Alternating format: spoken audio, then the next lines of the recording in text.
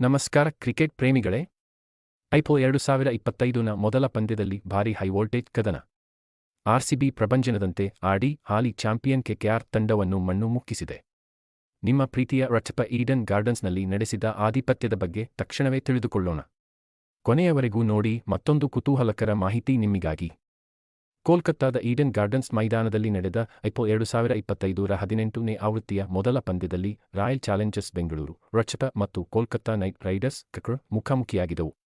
ಈ ಪಂದ್ಯದಲ್ಲಿ ರಚಪ ಅತ್ಯಂತ ಸ್ಫೋಟಕ ಪ್ರದರ್ಶನ ನೀಡಿದ್ದು ಹಾಲಿ ಚಾಂಪಿಯನ್ ಕೆಕೆಆರ್ ತಂಡವನ್ನು 7 ವಿಕೆಟ್ಗಳ ಅಂತರದಿಂದ ಮಣಿಸಿ ಭರ್ಜರಿ ಗೆಲುವಿನೊಂದಿಗೆ ತನ್ನ ಐಪಿಎಲ್ 2025 ಅಭಿಯಾನವನ್ನು ಆರಂಭಿಸಿದೆ. ಪಂದ್ಯದ ಹೈಲೈಟ್ಸ್. ಈ ಪಂದ್ಯದಲ್ಲಿ ಆರ್ಸಿಬಿ ತಂಡವು ಚಾಂಪಿಯನ್ ತಂಡವಾದ ಕೆಕೆಆರ್ ತಂಡವನ್ನು ಮಣಿಸಿ ಐಪಿಎಲ್ 2025 ಅನ್ನು ಭರ್ಜರಿಯಾಗಿ ಆರಂಭಿಸಿತು. ಕೆಕೆಆರ್ ತಂಡದ ಅಜಿಂಕ್ಯ ರಹಾನೆ ಮತ್ತು ಸುನಿಲ್ ನರೈನ್ ಅವರ ಶತಕದ ಜೊತೆಯಾಟವು ತಂಡಕ್ಕೆ 175 ರನ್ ಗಳಿಸಲು ಸಹಾಯ ಮಾಡಿತು.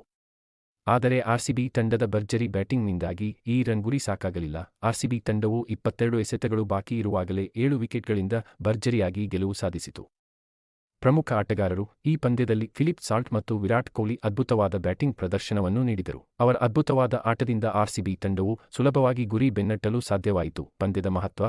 ಈ ಗೆಲುವಿನಿಂದ ಆರ್ಸಿಬಿ ತಂಡದ ಆತ್ಮವಿಶ್ವಾಸ ಹೆಚ್ಚಾಗಿದೆ ಮತ್ತು ಮುಂಬರುವ ಪಂದ್ಯಗಳಿಗೆ ಇದು ಪ್ರೇರಣೆ ನೀಡುತ್ತದೆ. ಐಪಿಎಲ್ನ ಆರಂಭದ ಪಂದ್ಯದಲ್ಲಿ ಚಾಂಪಿಯನ್ ತಂಡವನ್ನು ಸೋಲಿಸುವುದು ದೊಡ್ಡ ಸಾಧನೆಯಾಗಿದೆ. ವೀಕ್ಷಕರಿಗೆ ಮಾಹಿತಿ. ಈ ಪಂದ್ಯವು ಕ್ರಿಕೆಟ್ ಅಭಿಮಾನಿಗಳಿಗೆ ರೋಚಕ ಅನುಭವ ನೀಡಿತು.